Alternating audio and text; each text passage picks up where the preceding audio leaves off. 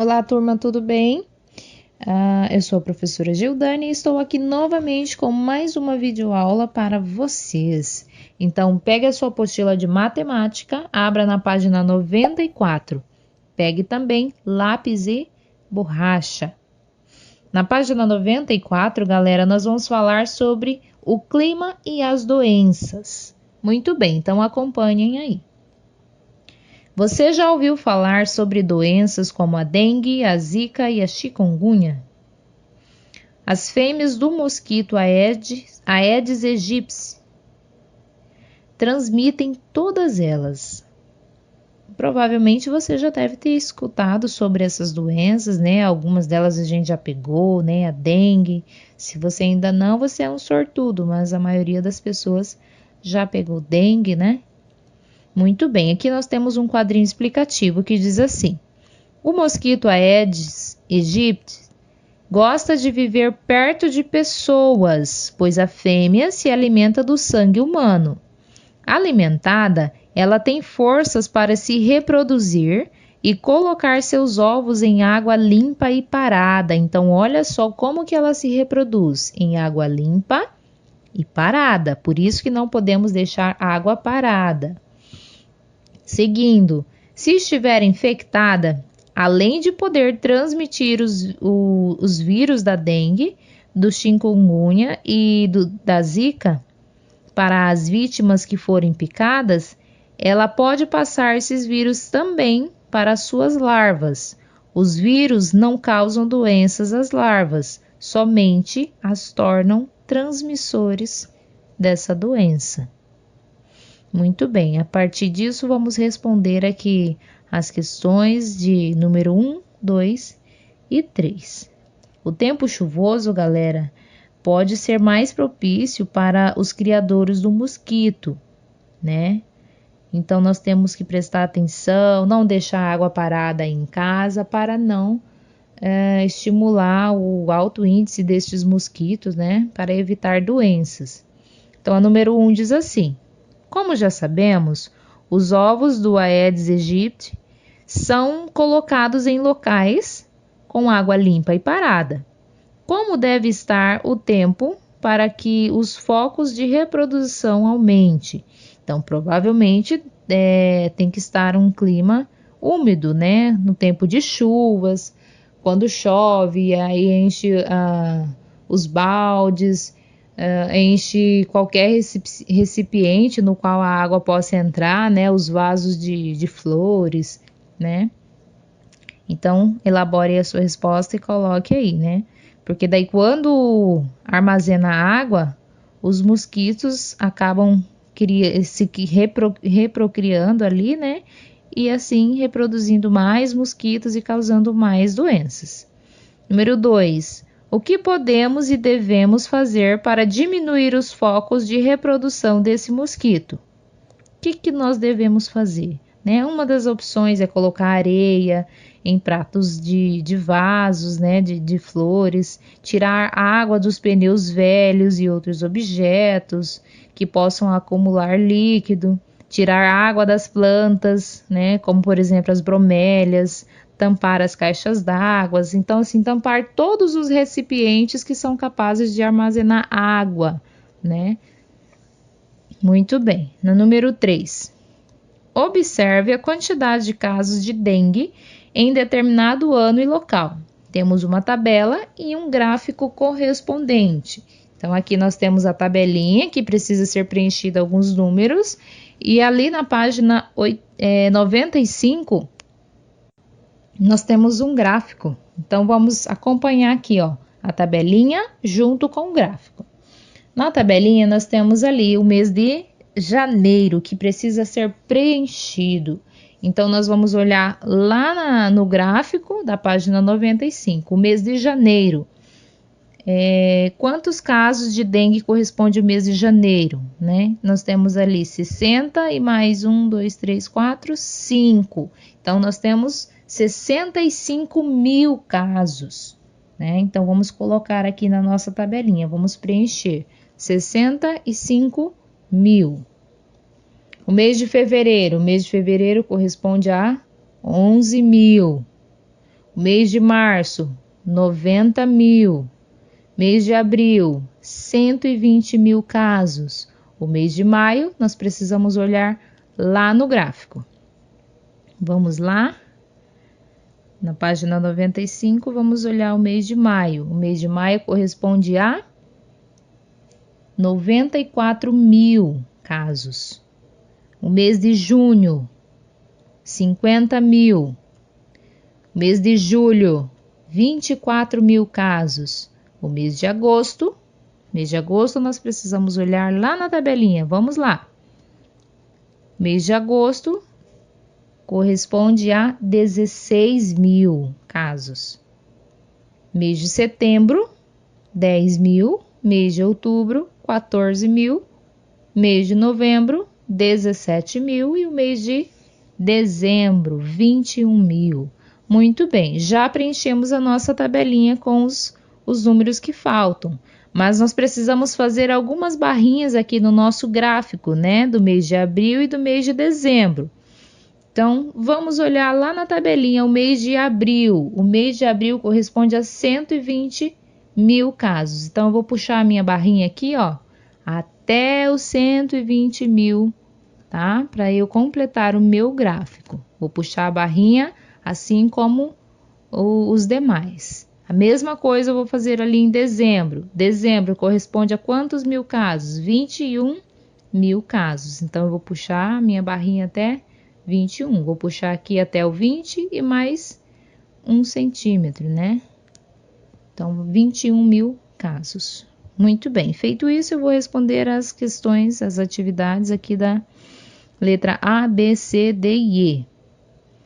A letra A. A partir da tabela, complete de forma aproximada as informações que faltam no gráfico. Nós já fizemos isso. Letra B. A partir do gráfico, complete de forma aproximada as informações que faltam na tabela. Já fizemos isso também. Então, letra C. Em qual mês do ano em questão houve o maior número de casos de dengue? Então, eu vou olhar aqui na minha tabelinha e vou analisar e vou chegar à minha resposta. Qual é o mês em questão que teve o maior número de dengue? Né? Muito bem, a letra D. Em qual mês houve menos números de casos de dengue? Então, eu também vou olhar ali na minha tabelinha e vou responder a letra D. Letra E. Em qual semestre houve mais casos? O semestre que ele quer dizer é assim, ó. De janeiro a junho é um semestre, porque são 6 meses. E de julho a dezembro é o segundo semestre, porque corresponde aos últimos 6 meses do ano, né? Então, ele está perguntando em qual semestre houve mais casos. No primeiro semestre, que é entre janeiro e junho, ou no segundo semestre, que é entre julho e dezembro. Analise e coloque a sua resposta, se é no primeiro semestre ou no segundo semestre. Muito bem, na página seguinte, página 96, acompanhe aí na sua apostila. Há quanto tempo existem essas doenças? Nós temos aqui uns quadrinhos, vamos ler, tá? Quadrinho laranjado diz assim: há indícios de que os primeiros casos de dengue ocorreram no final do século XVIII. No século seguinte, entre 1801 e 1900, ocorreu a primeira epidemia no continente americano. No final do século XIX, ocorreram os primeiros casos no Brasil. No quadrinho agora vermelho.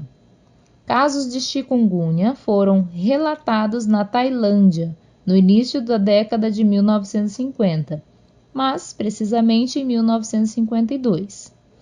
No Brasil, em 2014, ocorreu uma epidemia dessa doença em Oiapoque e em Feira de Santana, né? No quadrinho azul.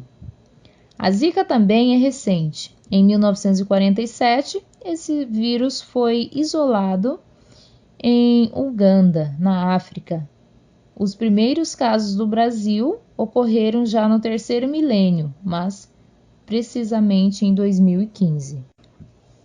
Muito bem, depois da leitura, vamos para a atividade número 4. No texto anterior, são citadas as palavras século, década e milênio. Você já conhecia essas palavras? É uma resposta pessoal. Você já ouviu falar em década, milênio, século? Né? Se sim, coloque que sim, pode justificar onde que você ouviu falar. E se não, coloca a sua resposta. Aqui tem uma explicação sobre década, século e milênio. Vamos prestar atenção, ó. A palavra década é muito comum quando falamos de algo que ocorreu em um período de 10 anos. Por exemplo, em 1991 a 2000. De 1991, galera, a 2000 são 10 anos. Então, isso é uma década. A década de 60, por exemplo, que é de 1961 a 1970, que corresponde a 10 anos. Por exemplo, foi marcada pelo movimento hippie, né? Seguindo, já a palavra século refere-se a um período de 100 anos, como de 1901 a 2000, né? Então, corresponde a 100 anos, que é o século 20, o século 19, por exemplo, foi marcado por grandes invenções como a fotografia, a locomotiva, o telefone, a lâmpada incandescente e a anestesia. Até agora, só contamos 2000 anos, 2 milênios. Então, ó, os milênios correspondem a 1000, de 1000 em 1000 anos, inteiros a partir do marco zero da linha do tempo da maioria dos países ocidentais. Então, para entendermos melhor, nós temos aqui a tabelinha, ó. A década é período de 10 em 10 anos. Século, período de 100 em 100 anos. E milênio é um período de 1000 em 1000 anos. Muito bem, ali na página 97 nós temos a atividade número 5, 6, 7 e 8. Vamos respondê-la. Número 5. As pirâmides do Egito têm mais de 4 milênios. Quantos anos elas têm aproximadamente? Então, ó, 4 milênios. Eu já sei que milênios correspondem a 1000, né? São de 1000 em 1000 anos. Então, quantos anos elas têm aproximadamente? Observem, 4 milênios. Então, correspondem a quantos anos? Coloque aí a sua resposta. Número 6. Considerando a data de hoje, em que dia, mês e ano nós estaríamos 5 séculos atrás? Então, o que nós vamos fazer? Nós vamos pegar o ano em questão, o ano em que nós estamos, 2020, menos 500. Aí nós vamos chegar ao nosso resultado. Façam a subtração, tá bom? O ano em que nós estamos, 2020, menos 500. Número 7. Em 1800, o físico italiano Alessandro Volta inventou a pilha elétrica. Ela leva esse nome porque era inicialmente uma pilha de moedas. Há quantos séculos aproximadamente a pilha foi inventada? Então, ó, presta atenção. Eu vou pegar ali, ó, 1800. Nós estamos no ano 2000. Então, de 1800 para chegar em 2000, quanto que falta? Né? Então, realiza aí essa subtração. Vou pegar 2000, que é o milênio que nós estamos, né? 2000 menos 1800. Aí eu vou chegar à quantidade de séculos que a pilha foi inventada, tá bom? Número 6. O primeiro computador da história surgiu em 1946. Há quantas décadas aproximadamente aconteceu essa invenção? Então, muito bem, presta atenção. A resposta da número 7 e da número 8 são aproximadamente, não é uma resposta exata, tá? Então, veja bem, nós temos ali que ela surgiu em 1946. Eu vou contar então de 10 em 10 anos até 2000, aproximadamente. Então, ó, na década de 40, década de 50, de 60, de 70, de 80, de 90, 2000. Então, quantas décadas aproximadamente que aconteceu essa invenção? Né? Então, conta da década de 40 até a década de 2000, tá bom? Aí você vai chegar ao seu resultado. Virando a página, na página 98. Apresentamos neste capítulo um pouco sobre previsão do tempo, temperaturas e situações climáticas. Além disso, mostramos a relação entre a apresentação de dados por meio de uma tabela e por meio de um gráfico. Pode conhecer também um pouco sobre a história de algumas doenças e sobre como prevenir criadores dos mosquitos transmissores dos vírus que as causam. Através disso, vamos para as atividades. Número 1. Qual é a função da previsão do tempo? Como ele pode ajudar no planejamento de voos em um aeroporto? A previsão de tempo, galera, além de verificar a situação climática no aeroporto, do qual sairá o avião, ele pode prever se haverá tempestades perigosas, tanto no caminho quanto no destino. Então, ele prevê muitas coisas, né? Prevê essas tempestades, evitando acidentes e muito mais. Então, coloque aí a sua resposta. Número 2.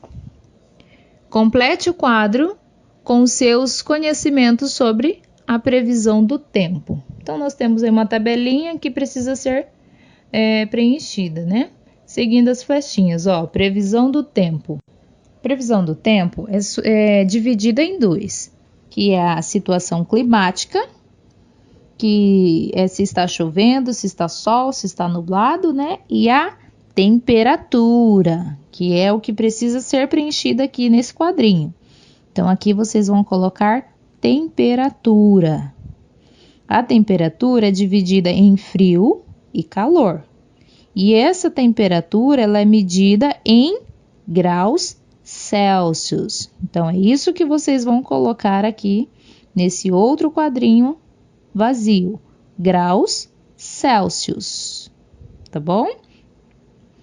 E tudo isso é medido por um termômetro. Tá? Então, a última palavrinha aqui de baixo é termômetro. Muito bem. Preenchendo isso, vamos para a atividade de número 3. Número 3. Pesquise e explique como se mede a temperatura de alguém com um termômetro. Isso é muito fácil, né? Você já deve ter feito isso quando você está com febre, né? É só nós colocarmos o termômetro embaixo do braço ou na boca de uma pessoa, né? Esperar alguns minutos e verificar se o instrumento indica, né? Normalmente eles apitam indicando a temperatura. E daí a sua temperatura indica em um quadrinho ali, né? Que tem no termômetro. E ele fala quanto que está marcando ali a sua temperatura. Se está a 37 graus, 38, 39. E ali você é notificado se está com febre ou não. Muito bem. Número 4. A febre é um dos principais sintomas da dengue, da chikungunya, da zika. Ao medir a temperatura de alguém, como sabemos se a pessoa está com febre ou não? Então, galera, o corpo humano tem uma temperatura que normalmente varia entre 36 e 37 graus. Entre 37, 38, 39, considera-se que a pessoa está com febre, tá bom? Número 5. Cuidados com a água parada, uso de repelente, mosquiteiros e roupas compridas ajudam à prevenção da dengue, da chikungunya e da zika. Qual é a maneira mais fácil, em termo visual, de comparar a quantidade de casos dessas doenças em um ano de epidemia com a quantidade de casos em um ano de grandes combates a elas? Então, um dos modos no qual poderíamos saber seria através de gráficos, né? O gráfico é uma demonstração bem bacana no qual nós podemos ver o desenvolvimento, né, daquelas que foram combatidas ou da quantidade de casos que tem ou não. Então, o gráfico é um instrumento bom para nós sabermos, para nós compararmos, né, tipo, no ano, se o primeiro semestre é o que mais apresentou casos de doenças ou no segundo semestre, né? Então, o gráfico é uma forma de comparar a informação específica, tá? Número 6. Qual é a utilidade de palavras como década, século e milênio? Essas palavras, galera, servem para se referir aos períodos longos e por vezes incertos, né? Igual naquela atividade que nós usamos aproximadamente, né? Quando nós não sabemos o exato, a data certa, né? Então nós falamos aproximadamente, na década tal, no milênio tal, né? Então eles servem para nos referirmos a períodos longos e algumas vezes incertos.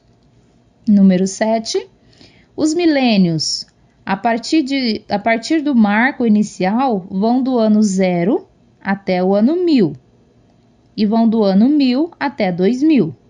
Em que milênio você nasceu? Provavelmente você nasceu com certeza, no milênio entre 2000 a 3000, né? Então você nasceu provavelmente no início do terceiro milênio, né?